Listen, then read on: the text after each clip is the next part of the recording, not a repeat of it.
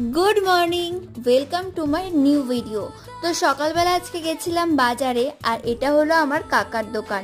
তো কাকাকে সাথে নিয়ে গেছিলাম বাজার করতে। এখান থেকে সবজি বাজার আর মাছ বাজার করে বাড়িতে এলাম। এই গরমে আম খেতে তো ভীষণ ভালো লাগে, আর তার সাথে সেটা যদি হয় কাঁচা মিঠে আম, ওফ পুরো জমে যায়। আর ফেরার পথে মাখন পাউরুটি নিয়ে এসেছিলাম, এটা আমাদের এখানে খুব ফেমাস। আচ্ছা, তোমরা কারা কারা মাখন পাউরুটি খেতে পছন্দ করো অবশ্যই কমেন্ট করে জানিও।